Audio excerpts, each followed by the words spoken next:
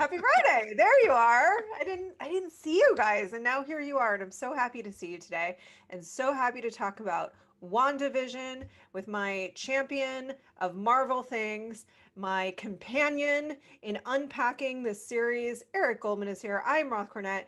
We are gonna oh my God. Okay, we're gonna talk about that glass. But first, I'm gonna give you guys a spoiler warning. Please, please, please, if you have not yet seen the latest episode of WandaVision, go check it out on Disney Plus. Come back here. We're going to be chatting about it.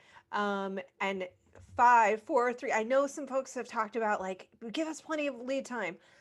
This is the lead time. We're doing it now. Five, four, three, two, explosion. Graphic. Spoiler warning, spoiler warning. Spoiler warning. I'm dancing. Anything you want, but definitely spoilers are happening now. Okay, listen, you know that it's my nature, Eric, to get right into the biggest thing. Mhm. So I'm going to give you the option. Do you want to get right to the meat of it, the heart of it, the witch of it? I think we got to in this, I mean, we have to. we don't every time have to, but when you have a Pietro moment or at the end reveal here, it's like, that's the thing, right? We want to jump into that. All right, so we have been speculating a lot about this along with everybody else in the universe. And here it is, the reveal has happened. And actually, I want to note that it happened exactly when you and I wanted it to happen, Right. which was this episode that we had, so that we had the final two to let it play out. This is Catherine Hahn, ladies and gentlemen, as we were just talking about right before this show, earning her and with every moment on this series. She is brilliance, she is magic itself, and she is a nasty little witch. I'm so excited and delighted.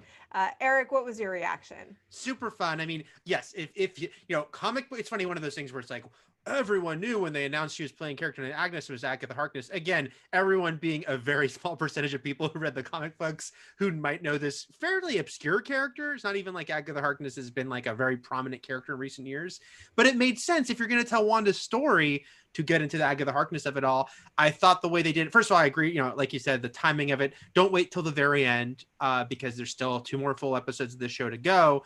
And then they did it in such a fun way. I mean, the credits, I have been humming Agatha all along since I watched this episode last night. Watched those credits a couple more times. So super fun.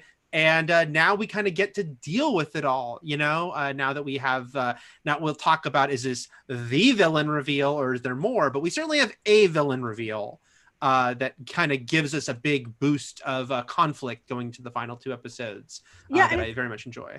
It's interesting because the whole like look back and show you the things that were happening just off camera reveal, it harkens back. Harkness is back. It harknesses back to a style of filmmaking, but not so much television, which I thought was interesting. Because you know the like, I mean that had been like a fairly common trope in like, you know, suspense or mystery films where they would like flash back and show you like, well, just outside of the frame was lurking the villain all along, whether literally with flashbacks or sort of figuratively with unpacking the mystery. But that said, I thought that was kind of interesting as they brought it into a credit sequence, you know, tying it into kind of the television themes. So let's talk about, first of all, what I wanted to say was that I just gave her the MVP award, and it's not because of the reveal. I had actually been thinking this halfway through the episode, and it was because of her performance. One of the issues, and I shared, like, I really, to be clear, I really, really love this show.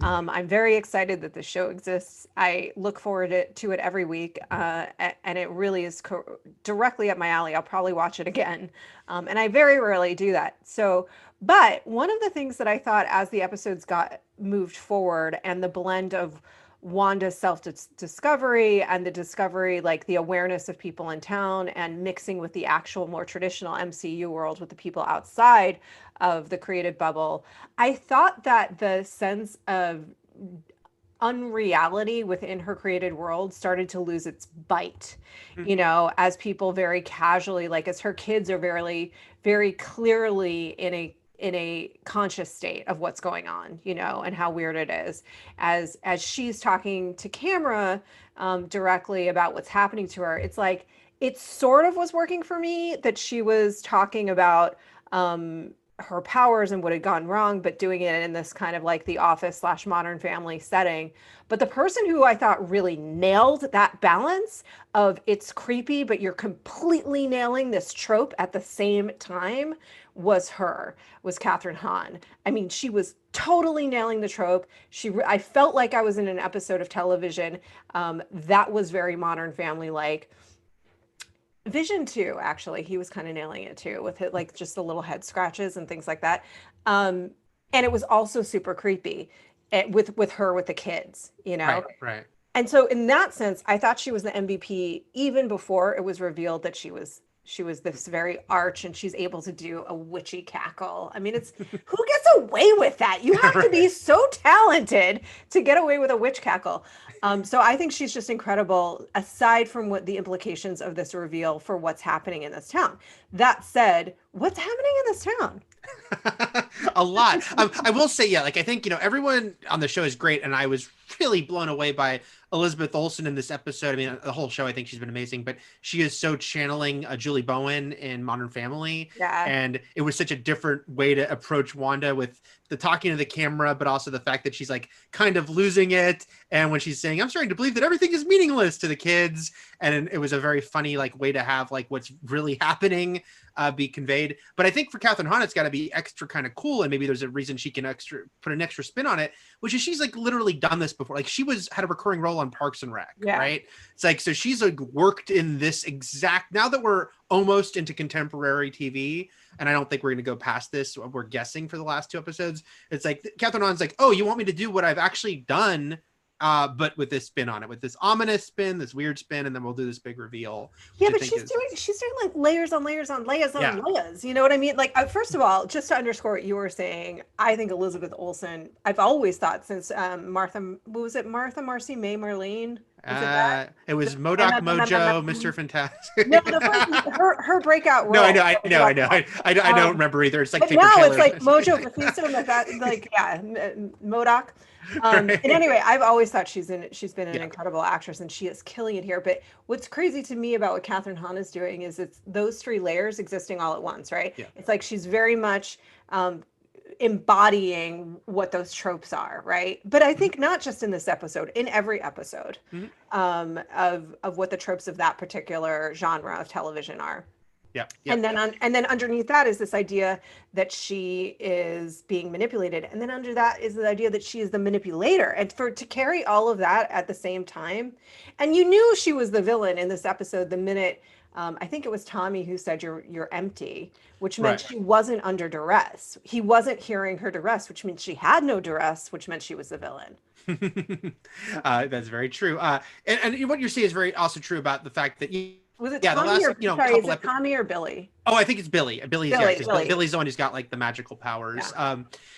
But the last couple episodes, it's certainly true, like have not sort of stuck as strongly to the sitcom format, which I think is very intentional because what this episode makes explicit is Wanda's losing control, right? She's like not keeping it together. It's going through the different eras. So it's like, it makes sense. And more and more, not only is she not hiding what she can do, like you said, other characters are more openly talking about it. So we're not getting like those first couple episodes where it was like all in, like we were going to do an entire episode that really does feel like an episode of Bewitched in its entirety, which is funny because I know some people didn't like that they did that. I was really into it. I think it makes sense story-wise that they're shifting out of that, even though, like, I'll say I did feel like it was a loss that there was so much speculation we did too about, oh, what will Darcy's role be in the sitcom world? And it was so brief because Vision snaps her out of it almost immediately. Yeah, and I think that's highlighting sort of, sorry, go ahead. Oh, no. Just we were wrong about she was not any sort of doctor. She was brought in with the circus, and people pointed out it's true. It was a clever thing that she was an escape artist because she went in with the handcuffs. Yeah. So it's like that's how she got turned into the WandaVision version of it all. Yeah, I thought it was quite clever. But to your point, I think first of all, I just want to talk about 2 television tropes that we embodied at the same time.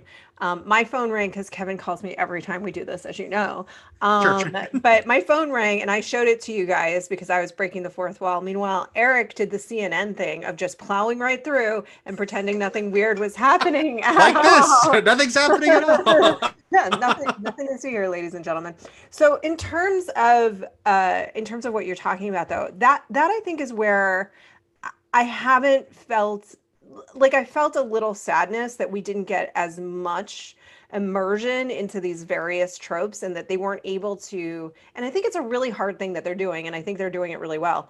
Um, as much as the later episodes evolve, and I think you're right, it's been pointed, like we're getting more and more into the integration of like the our world, but it's been a little disappointing to lose that sense of disconnect and unreality and immersion into the specific episode and television trope as the series has gone along. I felt a little bit of a loss of that. But that said, when they do immerse, and I want to welcome Luna to our show.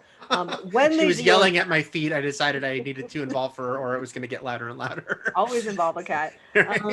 When they do immerse, I think they're doing it really, really well, as we have mentioned. So let's talk about this. Like, what are the implications here for three things? One, has it, you know, I do love the, like they said, it was Agnes all along, but was it Agnes all along pre-Wanda being there, or did she just happen to pick the wrong town to do this in, and then Agnes saw a opportunity and seized it? Or was Agnes manipulating her all along to create this for her own gains? Which again, I continue to think it's about those kids and they're missing, so that's a clue in that direction. Yeah, I'm wondering about that, and yeah.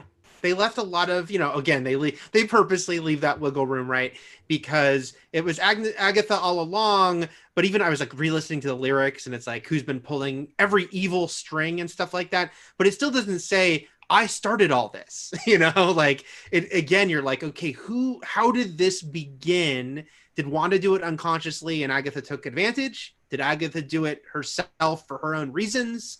And Wanda, knowing Wanda would kind of let herself be drawn into it because of her grief, that is still a huge question. While there's also, of course, going to still be questions about the Ralph of it all.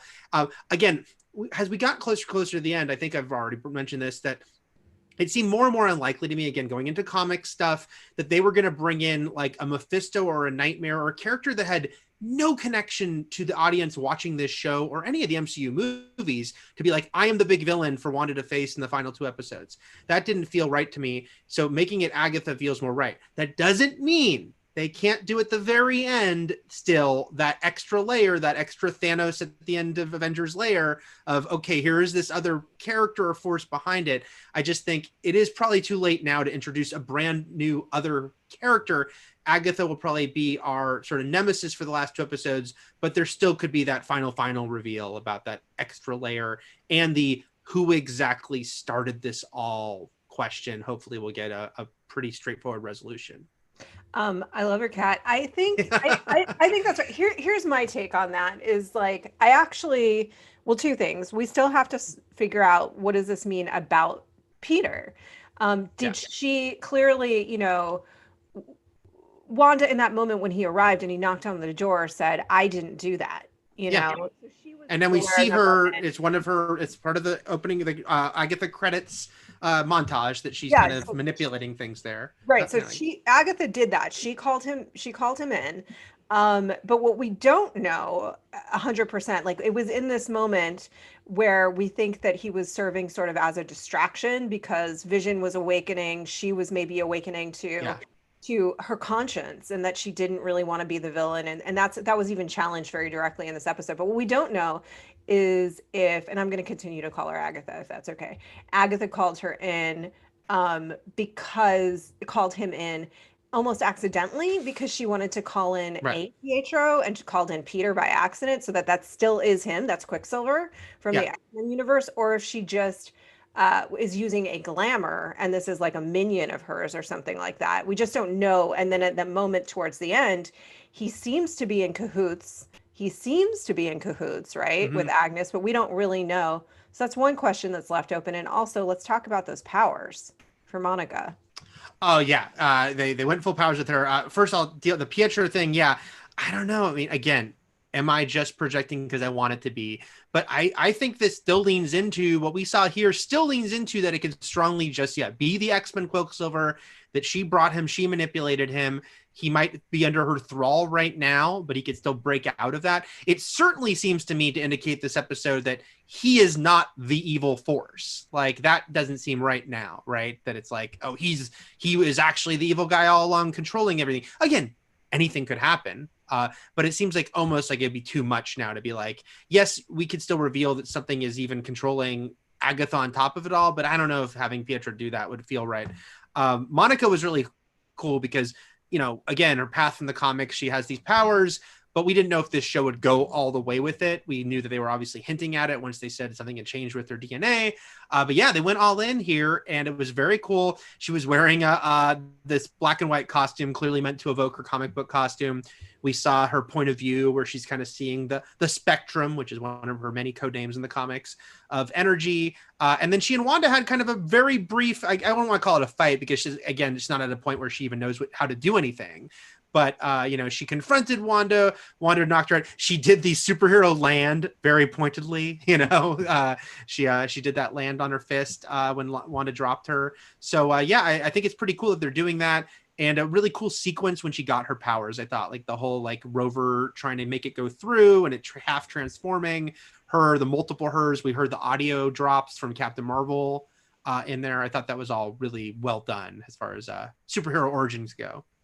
Yeah, I did too. And it's interesting because I'm of two minds about Agatha and how this will all play out in the end. I think largely I like the idea that they've revealed the villain with 2 episodes to go. And now it's about the confrontation and the resolution for the final 2 episodes between Wanda, Monica, and Agatha. And, Peter also is in play in that scenario.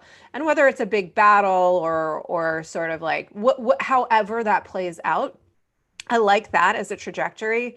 It does feel like a cheat to then be like twist on twist on twist. It was actually this villain all along. But at the same time, there's a part of me that likes the idea of the 3 of them coming to an accord as well. So I'm of two minds about it. And it really just, ultimately, it's about what is the storytelling here and what is the arc, I mean, listen, there was the drug commercial that clearly, I still continue to think those commercials are Wanda talking to herself. Mm-hmm. It's like the part of her consciousness that wants her to awaken and move on. And it even says it very overtly for the person who's ready to move on with their life, because the world does not revolve around you. She's saying that to herself. She's saying, even overtly in the episode, that'll teach me. She wants to self-punish because at the end of the day, she does have a sense of a conscience. She does care about people. She knows what she's doing is wrong. So yeah, I like the idea of coming to an accord, but I also like the idea of her just being a really arch horrible villain.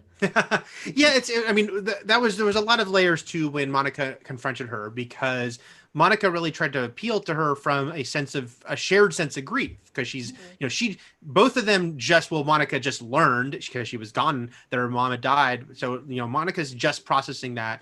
Wanda is coming off of just processing Vision's death, and she knew that, like, she tried to connect with her on that, and they very pointedly had that exchange between them when Monica says, "Don't let him make you the villain," and she says, "Maybe I already am." Because they know we're all going to wonder, like, is this about turning Wanda into a villain, like a villain? Is she the villain of Doctor Strange 2? And it seemed like this episode to me made it seem like it won't be that cut and dry, because she says that maybe I already am, but it doesn't feel like it's supposed to be like, maybe I already am. Like, it's not like she's there. It's like, we know that she's, just in this terrible place trying to process all this stuff. And she's fighting like hell for it, and has made threats, certainly. But that it's not like she is, like, turned into pure evil at this point. And that could happen, but I just feel like I like that struggle being there. And I feel like, like you were saying about if there's a final villain reveal, it's a tricky thing to thread that needle, but I think they can do it, of like having this series end with both an emotional kind of going through it all, like feeling like, emotionally complete as far as Wanda's journey and how she's processing this loss or not processing it yet. And also being like, hey, we have to set up things for the future. So here's this big new villain. That's tricky, but not impossible. So I am curious how they'll that'll all happen in the last couple episodes. Yeah, and when she says maybe I already am, I mean it's in a much more interesting way than kind of the black and white. I mean, look, I think the fact that she could get away with that cackle, like I said, Agatha getting away with that cackle is just incredible. Because we don't get that a ton. No.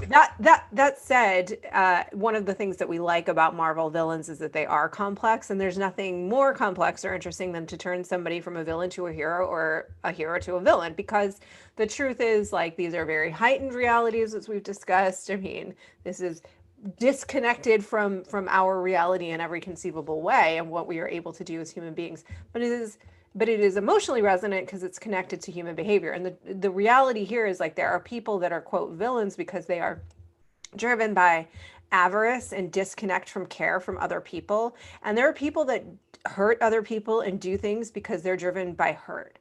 And he's driven by hurt. And, you know, not to get too psychological about it, but there is a physiological response to that, right? Where it's like a heightened emotional response means you're like literally your nervous system goes offline, you know? And so you do stuff that you're not thinking about it. You say, oh, I'm going to say something I don't mean to say, but you literally don't mean to say it. You know, it's another part of you that's driving that. So she's doing that, but on a much larger scale. And it's in a sense unforgivable because there's really nothing more unforgivable than the total violation of somebody's autonomy. And she is doing that to a town. Yeah. And to the Vision, her partner. Yep. But yet we can forgive her because we understand where it's coming from, and it's coming from this very broken, lonely, loving place. She wants her partner, she wants a family, and she was willing to do anything, and apparently maybe even make any deal to do it. Yeah. Yeah, it's interesting with Agatha. Worth noting because again, they don't have to stick to the comics. They don't stick to the comics a lot, and especially with the more peripheral characters, I think that there's a lot more flexibility and freedom there. But it is interesting that in the comics, Agatha was not a villain. She actually was Wanda's mentor, taught her how to use her magic more, was very harsh, very like might do bad things for what she thought were good reasons, but was never outright like fighting Wanda as her enemy. So this is different if it's like I'm just the villain, but again, we don't know is it that cut and dry, and maybe they decided just to make her the villain here, or is there some other levels to it as well? You know, that if we find out more about what is motivating her and all this, which could run the gamut from she's being controlled to just whatever is motivating her. Why she decided herself to it's not just going to be for kicks. Again, we think it could be for the kids. And then like sort of what she sees with the magical potential of them. But we will obviously get more answers about why is Agatha doing all this? Yeah, I mean, the way that Marvel works, I suspect it will be layered. It won't just be like, I thought it was hilarious. Right. It will be she was trying to gain something for a purpose. Like she was trying to get to the kids for what? Or she was mentoring Wanda. I mean, it seems like a pretty short window of time for them to meet and for her to get mentored. But like this was her attempt to help, and plus she's getting something out of it, you know, or there is some tough love situation happening. There was also just a crazy in our boxes situation happening. If you guys saw that, that was Ryan, I believe. Yeah, but maybe actually you're right. Maybe she wants Wanda's powers, which have been increasing. Yeah. So maybe she has been purposely manipulating the situation to make Wanda a more powerful witch. Why? Let's find out. Well, we talked about this. There is a Hansel and Gretel kind of. I mean, listen, it's always fun when it's a witch to call upon old tropes. And one is, of course, that the witches are working for the devil, you know, and that could be the other character coming in, not the literal devil, but that could be one. I'm less interested in that. And another one is, I know, I heard that. I'm aware. Thank you, Eric. So that's one. And then the second one, of course, is that it's like a Hansel and Gretel analog in the sense that the witch is fattening up the kids and Wanda by increasing and dialing up their magic by putting her in a circumstance where her magic would have to increase and escalate and escalate and escalate until it's like she's fat with magic, and then she can drain it and she gets all that power. So that could be another thing that she's trying to do. the kids are missing. She could have been doing that with them. She could be putting them aside to fatten them up later and first going to drain Wanda. Like there's a number of things that it could be that would be really, really interesting. Yeah. I think I'm less interested in she made a deal. I'm more interested that she's operating under her own auspices. You know, she has her own motives. Yeah. Ryan, what are they saying in the chat? Oh, so much of the chat, like every week, there's so many theories flying around. I'll throw one to you guys now. I know you touched on it maybe a little bit, but I also, as people saw, exited and came back into the Zoom call there for a second because of some internet issues. But Devil Kazuya 27 asks, what are your guys' opinions on the Ralph equals Mephisto theory? Her husband, Ralph, the off-screen Ralph. Yeah. I don't like it. Yeah, I mean, I get it. Again, it's like if there's this extra level there, that the Ralph of it all is a way to do that, you know. I don't need it. That's not to say that there's no way to do it well. But again, with only 2 episodes left, you know, that's why it's like, dramatically speaking, how much time do you have left? Because at this, again, think about people who've never read the comics and aren't even reading these theories, they're just watching the show. Well, revealing that Agnes is actually a villain has weight because they've been seeing her every episode. Revealing that there's this guy you've never seen walking in and being like, nah, so it's me. That's very tricky to suddenly have any power. So yeah, I know I'm repeating myself here, but that's why I'm like, the closer we get to the end, the more I'm like, if they do a reveal like that, I want it to be the very, very, very end so that Wanda can go through her journey first, because I think it would be very distracting if in that last hour, at the top of the hour, it's like, here's Ralph, and now he has to explain who he is and where he's from and what he's doing. You know, that's a lot of weight to put on it that would be very hard, and I think could jostle the whole thing emotionally. So I'm not 100% against that idea, but I don't love it either, Roth. So to clarify, first of all, I understand why that idea is out there because it makes a lot of sense. She keeps mentioning him. He keeps kind of like scolding her and guiding her and telling her what to do. He says, I sugarcoat, but you try telling, you know, and it's, you know, clearly Ralph is ever present, and you want it to pay off outside of the idea of like the never seen husband or that trope. Why I don't like it is for the same reasons Eric mentioned. I think dramatically it would be pretty unsatisfying just to be like, oh, this character that you have no connection to at all was really the one doing it all along, versus this character that you have a ton of connection to and you've been speculating about was doing it all along. Yeah. That's one reason. But the second reason, candidly, and this is the kind of thing that I will not read comments later because I'm sure somebody will yell at me about this, is like, it's pretty interesting to set up a world in which, and it's not because they're female, but they are, you know, these 3 female characters that are coming to a head together. They're all very powerful in their own ways, but really they've been manipulated by this guy all along. It's pretty Charlie's Angels, very dated in terms of the way to deal with the complexity of these characters, and it really undercuts their stories just to say that they've been outsmarted essentially and manipulated by this male character all along. I don't love that. I'll be very honest. No, I think it's totally valid. We should mention as an aside that this, well, hello, Linda, you're back. We should mention that this episode seems to confirm that Hayward is, he wants Vision as a weapon. And I don't think there's going to be more to it than that. I think, you know, he is a threat. He's an antagonist, but he's not the villain of the show. And that is his agenda, is, you know, turning Vision against his will into a weapon. So I thought he was killing it this episode. Oh, me too. I thought he was really embodying the tropes and very funny. You know, who was stopping him? He felt that it was Wanda stopping him. Was it actually Wanda stopping him, or was it Agnes stopping him from getting back? Is she in cahoots with she made a deal like, I'll get you Vision, I want Wanda. You know what I mean? Right. Is that an unspoken deal that's happening? Are these separate events? That's also a question for me too, as well.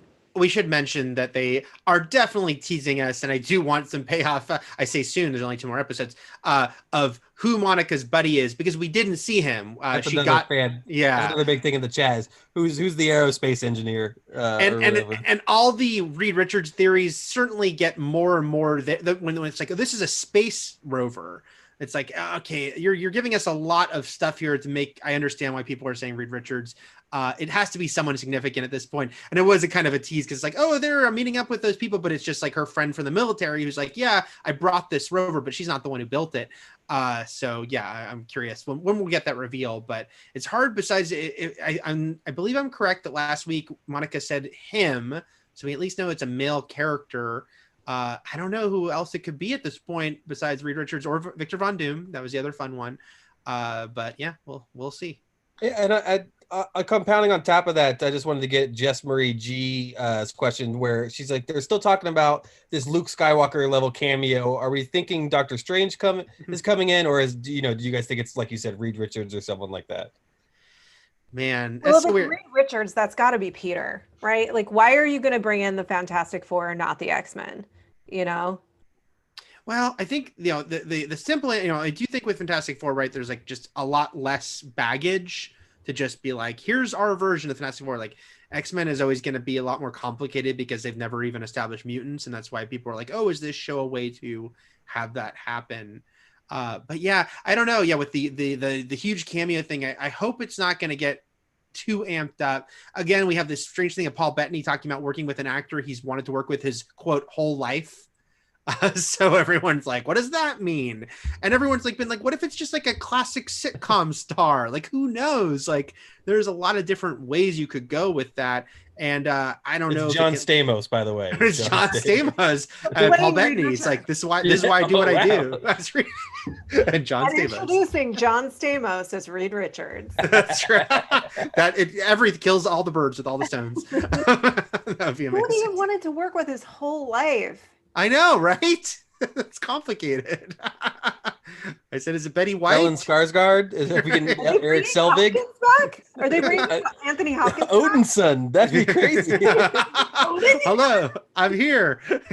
Why is Odin? And Odin just looks at the camera and he's like, I don't know why I'm here either. Hi, Darcy. I don't know if we ever met, but we were in the same movies together. Odin doing The Office jokes and stuff like that. That's really interesting. Yeah, I wonder. I feel like I really still I want it to be Peter. I want it to be the X-Men, but I want this to be the moment that they just peel off the Band-Aid because I'm not huge on fake outs. Like I just don't like it. It's storytelling, it was the moment I stopped watching the Walking Dead was the Glenn fake out. I really hated it. Yeah, that's why I do.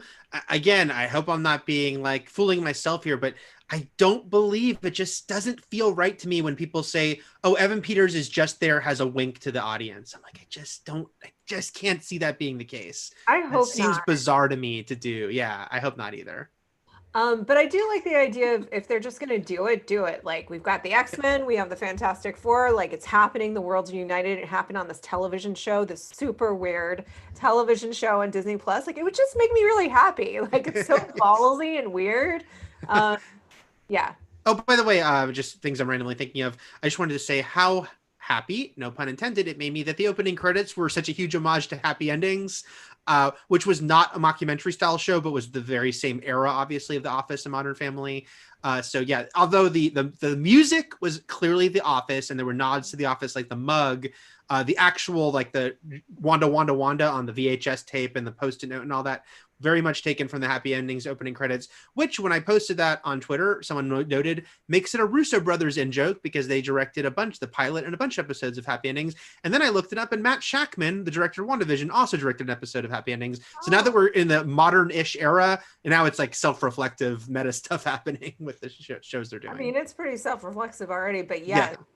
If you guys haven't seen Happy Endings, it was a really fun show. It just never found its audience totally, but I really loved it. It was a great show.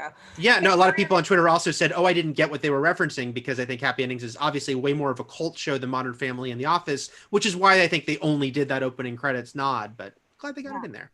Ryan, I'm going to go to you for a couple more questions, but then I'm also going to say, I think, Eric, to your point, the one reason I would think that maybe it's not Quicksilver from the X-Men universe is to your point, is that there were fewer fewer complications. There's with the Fantastic Four. Yeah. I mean, so much so. I don't remember if you were there when we said, they had to make another one to not lose the license at a certain point. Fox did, Yeah. and we were just like, just do Deadpool kills the Fantastic Four, and the first 2 minutes of the movie is he does, and then it's a Deadpool movie, and then you keep the license, but because you named the movie the Fantastic Four.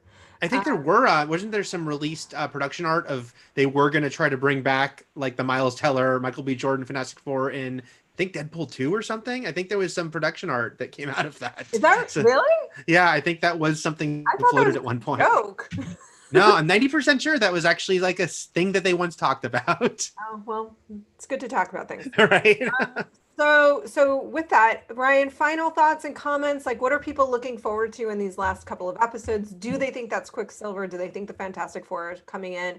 Or who is this mystery actor that Paul Bettany has wanted to work with forever? Right. Devil Kazuya 27 again suggested. I mean, this makes sense about that part, but Patrick Stewart, if all of a sudden Patrick Stewart in a wheelchair shows up, and that could fit an actor that he had always wanted to work with, but or Ian McKellen, even also, if Dad shows up, I think someone pointed out that weren't Bettany and McKellen in like Da Vinci Code. They were in something together. So people have started to try to figure this out. It's so funny that they're like checking off his Wikipedia page, right? And stuff. There's a couple more things coming in from chat. I think we hit on just about everything they have. I know some people are talking about like how you could start to see the connection to Doctor Strange now. Lucas saying, I think Agatha is channeling something in the way the main bad guy, Caecilius, for those who don't remember, in Doctor Strange 1 was channeling Dormammu. And I do think at the end there you started to see similar, imagery that could start to channel us that way. What do you guys think? The purple magic. Right. Yeah, and the book. We had that the book to the side. So there was I think we're definitely getting some stuff there. A lot of book talk. I'm not sure how much you guys know of the Darkhold book or not. That's what's being talked about in the chat, but there's a lot of speculation around that book right now. The Darkhold was actually used on Agents of S.H.I.E.L.D., which brings up the ever-present, how much will they ever acknowledge those TV shows existed or not question. Yeah, Langley in the chat mentioned that it looks different compared to what they were doing in that right. attempt. But it always can be that loose thing of like, oh yeah, it's the Darkhold and it was on that show and we'll never mention it, but you can still say it was the same thing if you want. Sure, why not? What was the significance on S.H.I.E.L.D.? I'm forgetting even the full storyline it was involved in. I just remember it was I have a picture with the prop of it on S.H.I.E.L.D. Yeah. But because they got into some like of the mystic. They touched upon mystic stuff kind of as a side thing to Doctor Strange. Just even the fact that magic existed, they were kind of dealing with it in their own way on that show. But I think for sure when the purple effect around her magic was certainly evocative of how it looked in Doctor Strange. Yeah, I wonder if it's gonna, maybe somebody came to bargain. We'll find out. But you guys let us know what you think in the comments below about all of these questions that still linger and more, and what you would like to see in the final 2 episodes. And if you're still loving the show and what your favorite parts of the show were in this past episode. I also want to say a couple other things that I should have done this earlier, so I apologize, Mr. Ryan. 3 things. One, I forgot too. Thank you. One, if you guys are impacted by the storm at all, first of all, our hearts go out to you and anybody in your family and anybody who is in the world and impacted by the storms, particularly those in Texas right now. We're doing a little bit of research, and by next week we will have organizations to call out to support. And if you guys have organizations that you really like and want to suggest to us, please do leave them in the comments. We are 100% of our heart and our compassion goes out to every single person that's impacted by this right now. It's really horrible. For those of you not in the United States, it's really pretty bad right now with those storms. The second thing, and very different topic, is if you want to read more about WandaVision and you want to support Joe Starr, who we all love so much. Joe, as you know, has gone over to really take control of the content piece on DDB, our sister brand, D&D Beyond. And they have done a piece on adapting the themes and concepts of WandaVision to a D&D campaign. So it's really a great piece. Check it out. The link is in the description. Support Joe. And then also we have the Fandom 5 back next week if you need a little bit of fun and entertainment and the opportunity to win real cash. It's going to be on our Fandom Games channel. It's going to be focusing on Nintendo and featuring the debut of our host, Bailey Myers, who we have just hired to work with us. She's hilarious. She is brilliant. She's a gaming expert. You can win your chance to win real money. And that link will be in the description as well. So yeah, just closing out. Thank you guys as always for being with us. Thank you for being an amazing community. We love you. I love you. I miss seeing these folks on a daily. I mean, I see you, Eric, quite often. Through the magic of the screen. Through the magic of the screens, but yeah. It's lovely to come in and distract ourselves with these imagined worlds and these really excellently created realities that Marvel and others do. But 100% want to continue to think about those that are truly suffering in Texas right now. So love to you guys.